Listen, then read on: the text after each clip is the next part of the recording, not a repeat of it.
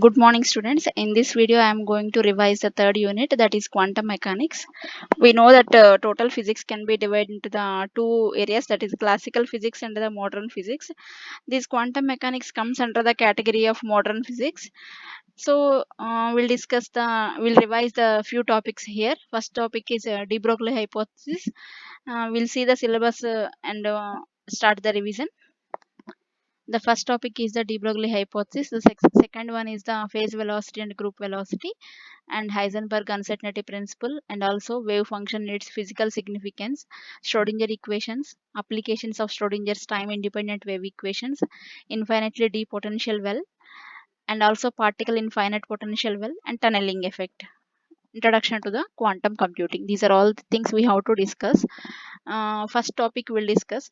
The first one is the de Broglie hypothesis.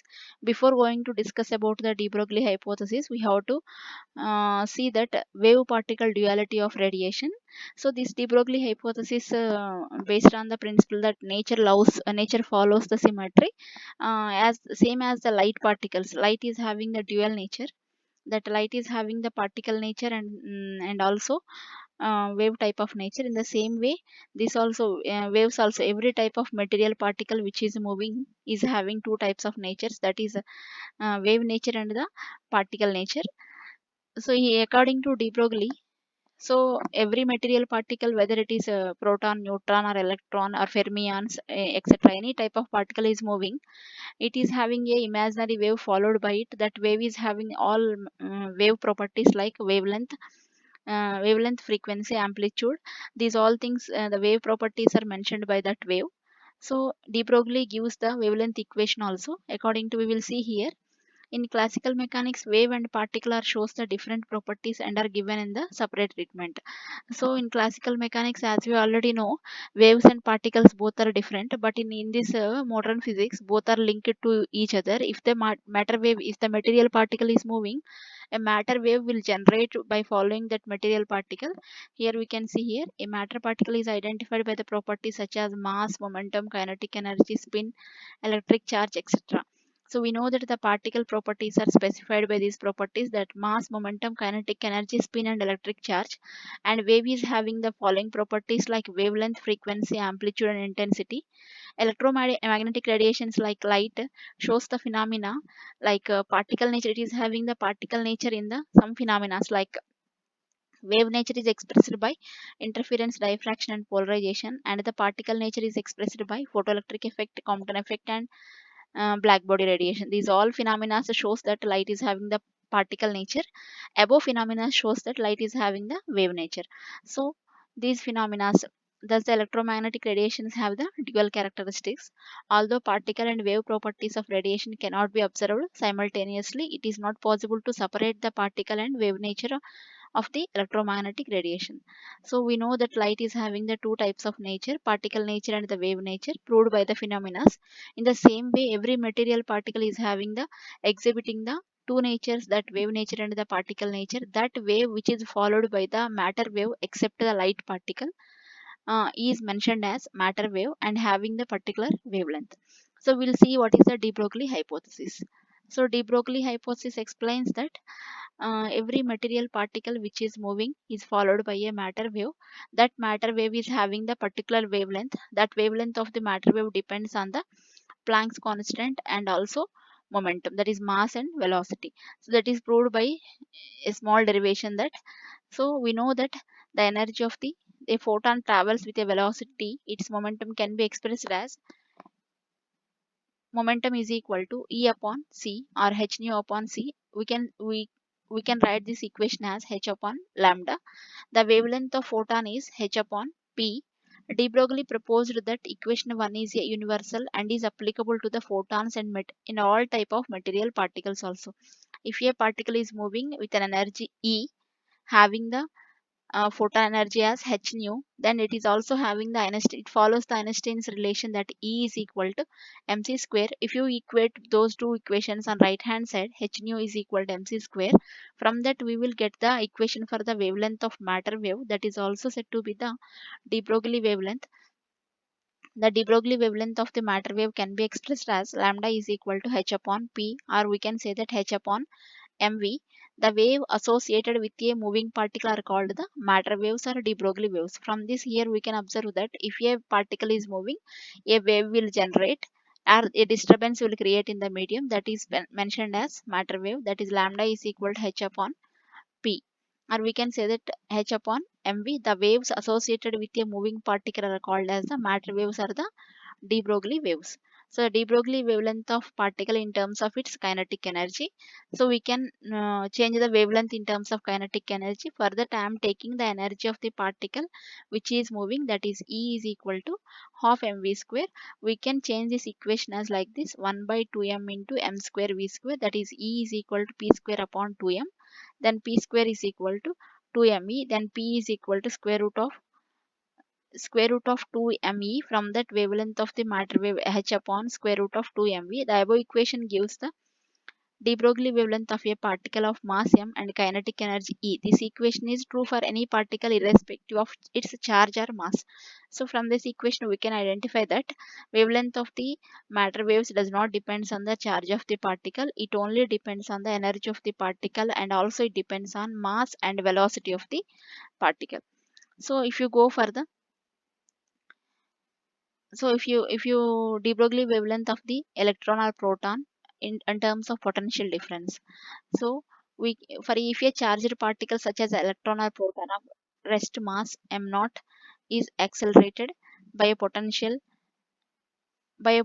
difference of v volts, the kinetic energy by it is given by kinetic energy in electron volts of m naught v square. The kinetic energy, we know this equation, and it is moving with the mass m naught. Then we can write the kinetic energy of the moving particle as half m naught into v square is equal to E into v. So from that we can simplify this equation by multiplying and dividing with m naught, and we can get this equation: m naught into v is equal to square root of 2 m naught into E into v. From that wavelength of the matter wave is equal to h upon p and h upon m naught into v. Substituting the values of m naught, that is having the mass of the electron, that is equal to mass of 9.1 into 10 power minus 31 kgs, and also charge of the electron E, and substituting H Planck's constant 6.63 into 10 power minus 34 joule seconds. By substituting all the known values in the above equation, that wavelength in terms of angstroms, we can get the wavelength for the electron, that is lambda is equal to 12.26 upon root v in angstroms, and wavelength for the proton, that is lambda is equal to 0.286 upon root v in the angstroms. These two equations are for the electron and proton.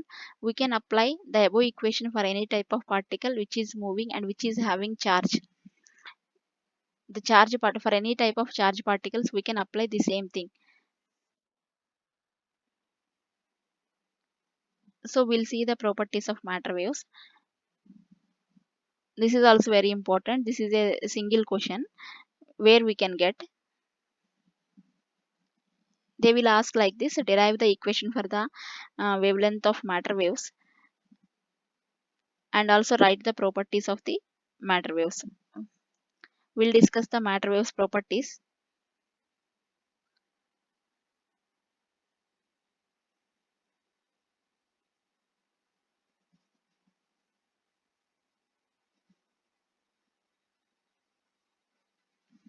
So properties of matter waves: wavelength of the, according to de Broglie hypothesis, for a particle of mass m moving with a velocity v, the wavelength of matter wave is associated with it is given by lambda is equal to h upon p, or we can say that h upon mv, where h is a Planck's constant.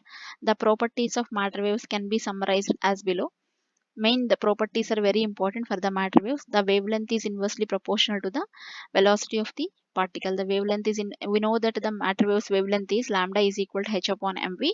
So from that equation, lambda is inversely proportional to the wavelength is inversely proportional to the velocity of the particle. When a particle is at rest, if the particle is not moving, then velocity is 0 and lambda becomes infinite. Smaller is the value of v, longer is the wavelength of matter waves associated with it. It means that matter waves are detectable only for the moving particles. If a particle is not moving, then the wavelength becomes infinite, and we can say that matter waves are detectable only for the matter waves can be generated only from the moving particles. And the second point is wavelength is inversely proportional to the mass of the particle. The same way wavelength is does not depends on the mass of the particle. The wavelength is inversely proportional to the mass of the particle. The wavelength of the matter waves is inversely proportional to the m, and also if m is, if the particle is lighter, then wavelength is more. Matter waves more wavelength is produced if the wave behavior of microparticles will be significant, whereas wave associated with the macro bodies can never be detected. So the matter waves can be detected with the lighter particles. The heavier particles we cannot identify the matter waves movement. And the third property is matter waves are related with the probability of finding the particle. So as we already know, these matter waves are the imaginary waves. These matter waves can exist anywhere in the particle movement.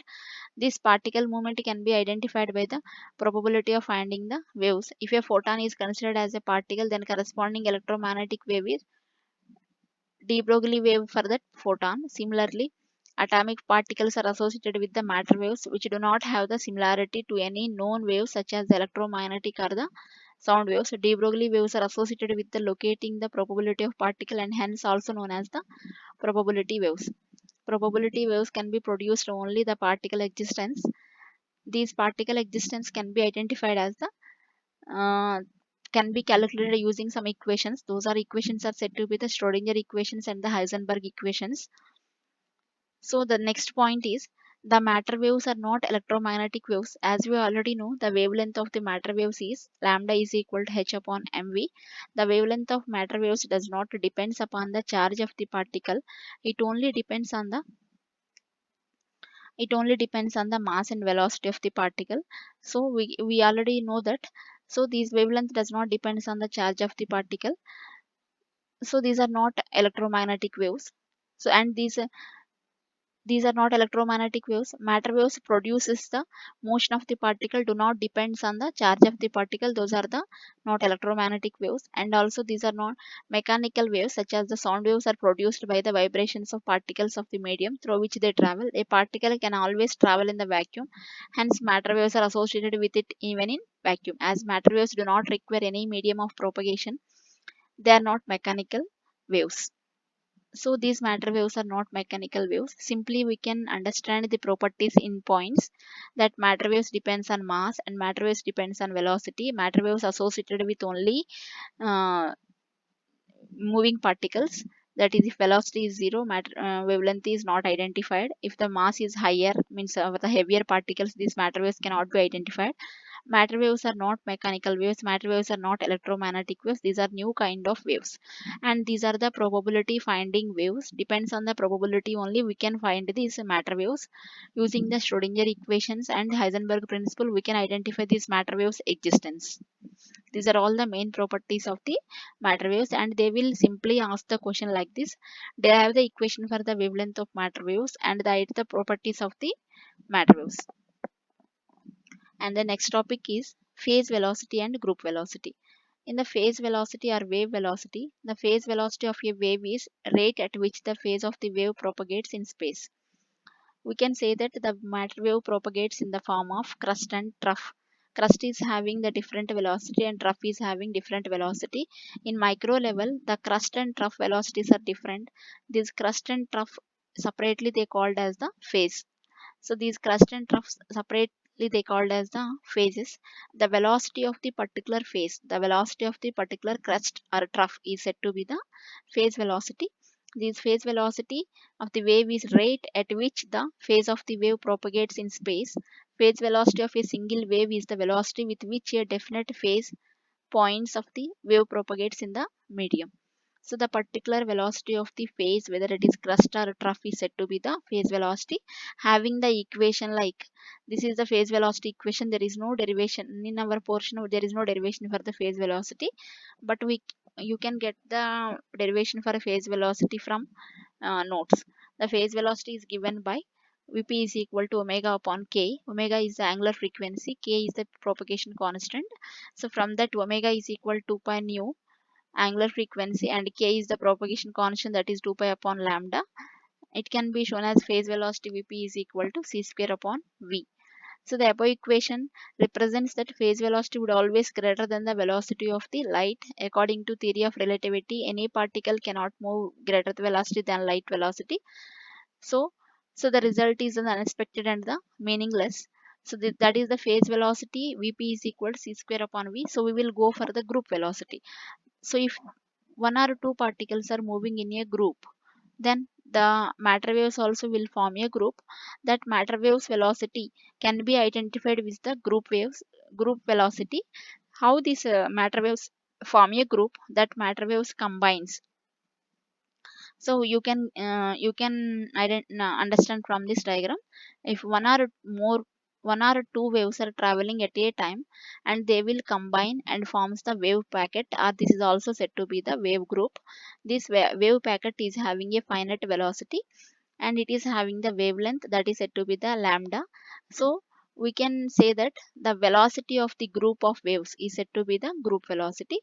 So the concept of phase velocity is meaningless as the velocity is always greater than the velocity of light. So it is assumed that the de Broglie waves are monochromatic waves. As the wave spreads over a large region of space, it cannot be represent a highly localized particle. Schrödinger postulated that instead of single wave, a wave packet represents the particle. A wave packet consists of a group of harmonic waves. Each wave has slightly different wavelength. The superposition of very large number of harmonic waves will produce a single wave packet. The velocity with which a wave packet propagates in the medium is called the group velocity. So the velocity of the group of waves is said to be the group velocity. The group velocity is given by the equation, that is d omega upon dk. So the particle velocity is equal to its group velocity. So from this equation, Vz is equal to d omega upon dk, that is p upon m. D omega is nothing but the change in the angular frequency, can be identical to the momentum, that is p upon m is equal to v. Thus the group de Broglie wavelength associated with its phase velocity would be greater than the particle velocity. So practically particle phase velocity is not possible, and the group velocity is equal to the phase velocity. So only we need to write the definitions of the phase velocity and group velocity, and after that we have to go for next concept, that is Heisenberg principle. So as we already know, this is a matter wave is a probability wave. The probability of finding the particle depends on the existence of the matter wave. So for that we need, there is a uncertainty in the measurement of the physical parameters of probability of the wave. There is a uncertainty in the measurement of the few parameters like position, time, energy, momentum. We cannot measure these parameters at a time. We can measure these parameters simultaneously. So to measure these parameters correctly, Heisenberg mentioned some formulas and principles to understand the concept of uncertainty. So as we already know, this is a probability waves, means the determining the position of the particle is uncertain in the total matter wave. We cannot identify the particle position in the matter wave. It may present anywhere inside the matter wave. So to understand the position of the particle, to understand the existence of the matter wave, we need some equations, that is said to be the Heisenberg uncertainty principle. According to this principle, we can measure only two parameters at a time. We cannot measure one parameter two parameters at a time. We can measure only one parameter, but if you want to measure more than one parameter, we need to go for the error. Depends on the errors, we can approximate those values. So we can understand this principle, that the statement of this Heisenberg uncertainty principle, it is not possible to measure simultaneously and accurately both the position and the momentum of a particle. We cannot measure the position and momentum of a particle. So we can measure the position only one at a time, or we can measure the momentum only at a time. So the statement of the Heisenberg principle is delta x is the uncertainty in the position, and delta p is the uncertainty in the momentum of the particle. So the product of those uncertainties, that is delta x into delta p, is always greater than or equal to Planck's constant, that is delta x in delta p is equal to greater than or equal to h upon 2 pi, is a constant. H is a Planck's constant. Delta x is the error in the measurement of position. Delta p is error in the measurement of momentum. So this principle can be understood by the two cases. So to understand the Heisenberg uncertainty principle, we are having the two cases. That is the first one is, first we need to understand the statement. The statement is, we cannot measure at a time two parameters. We can measure only one parameter, that is whether position or momentum. So here we are having that can be understood by the two cases. One is the broad wave group. So we have taken a broad wave packet. So this is a broad wave packet. In this broad wave packet, we can easily identify the wavelength. So from here we can see that the wavelength is uniform, amplitude is uniform. The amplitude of wave is uniform, so we can easily identify, we can easily calculate the wavelength. If you go for the position, we cannot identify the position of the particle because the amplitude is same, amplitude is uniform, so we cannot identify the exact position of the particle. The particle may present here or here or here, or anywhere the particle may present, because we can only measure the amplitude, so we can only measure the momentum by this formula. If you measure the amplitude wavelength, we can measure only momentum, we cannot measure the position of the particle exactly. So the amplitude is almost uniform everywhere. The probability of finding the particle is also be uniform. Hence, the exact position of the particle cannot be located. So, the probability of finding the particle in all the areas is uniform. So, we cannot identify the exact position of the particle in this broad wave group, but we can easily measure the momentum of the particle. So, in this case, we can only measure momentum exactly by measuring the wavelength. We cannot measure the position exactly. If you want to measure position also with respect to momentum, we will get the errors. That error is taken as delta x. So if you go for the second case, that is narrow wave packet, we are taking a narrow wave packet. In this, we can easily identify the position of the particle. The position of the particle may present where the amplitude is maximum. Here the particle will present, the amplitude is maximum here, but we cannot identify the wavelength, and also we cannot measure the momentum because the here the amplitude is not uniform, so we cannot measure the wavelength and the momentum. We can measure only position of the particle. In the previous case we can measure only momentum, in this case only we can measure only position of the particle. So if you take any type of waves, we can measure only one physical parameter, whether it is momentum or position. In the same way, this Heisenberg principle can applicable for the applied to the energy and time also. If you want to measure the energy and time at a time, this is not possible to measure at a time the energy and time. We can measure only energy or time.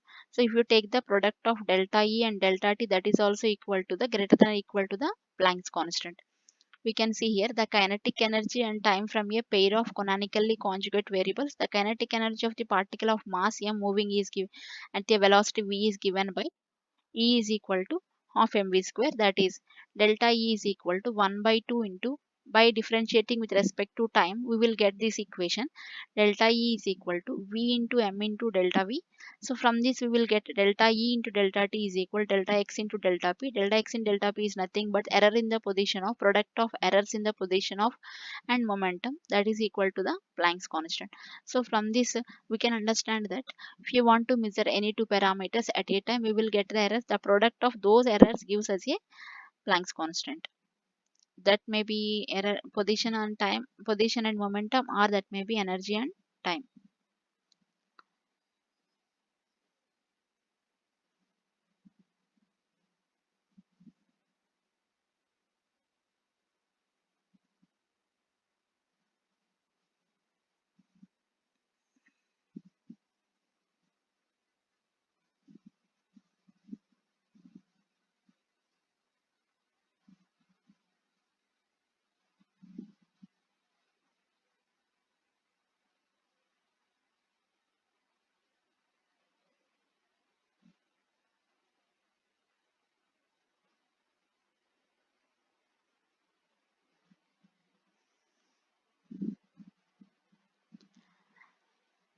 So the last topic in this video, that is the physical significance of wave function. So to understand the behavior of the small particles, or to understand the movement of the small particles, Schrodinger's and Max Born introduced a new function that is said to be the wave function, that is represented with psi. So to represent the matter waves, this matter waves representation, we need a wave function that is said to be the uh, wave function psi, and probability of finding the wave function is taken as the psi square. So we need some points about we are having some conditions to understand the wave function psi and psi square. So what is this psi and psi square? To represent the matter waves, these matter waves representation is done with the psi and psi square. Matter waves must be produced by the vibration of some quantity. However, matter waves are neither electromagnetic waves nor they are sound waves. Thus, what quantity is vibrating to produce the matter waves is not clear.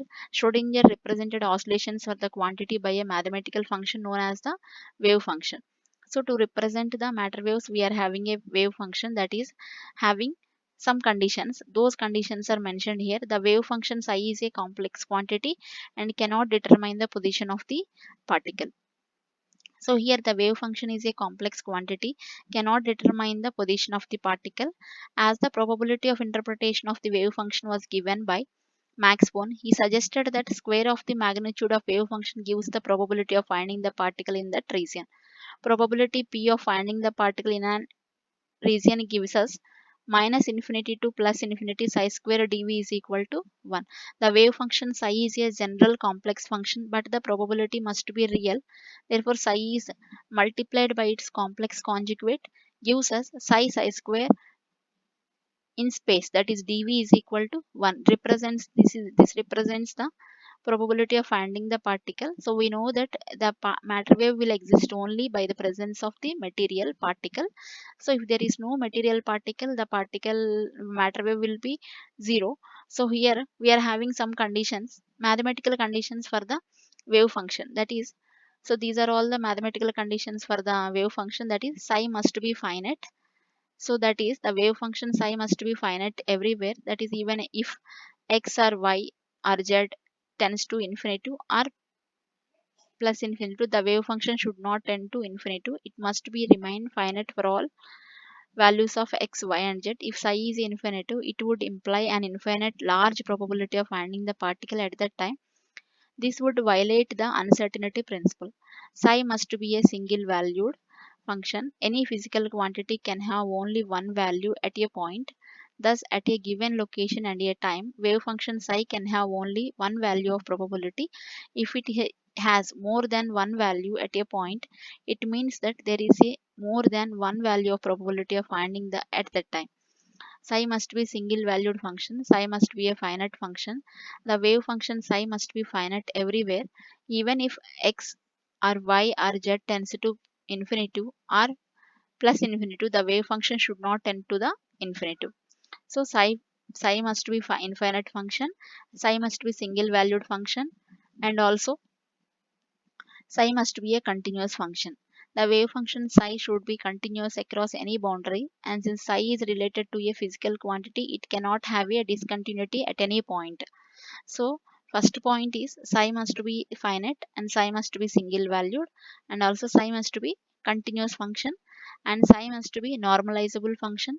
So, if you want to understand the probability of finding the particle inside the space, it should equal to 1. If at all the particles exist, it must be found somewhere in a given region inside a wave packet. The particle can be found in the region of coordinates, and hence the probability density is represented by psi of xyz whole square dx dy dz is equal to probability density. As the particle must be found inside the wave packet, is the normalization conditions implies that the sum of the probabilities over all values of x, y, z must be unity, that is minus infinity to plus infinity psi square dx dy dz is equal to 1. Normalization condition explains that whenever the wave functions are normalized, psi square dv equals to the probability that a particle will be found in an elemental volume of dv. Thus probability p is equal to psi square dv is equal to 1. If the probability of finding the particle is 0. 0.2, that is, the particle presence is only 20%. If the probability of finding the particle is 1, that is 100%, the particle presence will be there. From these conditions, we can easily identify the particle presence inside the wave. So these are all the conditions we need to follow to define a wave function. That is, it must be finite function, it must be single value, and it must be continuous function, and also it must be normalizable function. And from these derivations, from these equations, we can clearly mention the matter waves. These wave function associated with only the matter waves. So these are all the conditions for the wave function. Using this wave function, we have to derive the equations for matter waves. Those are said to be the Schrodinger equations. By the Schrodinger equations, we need to understand the movement of the particles. We can write the equations for the matter waves. Thank you so much.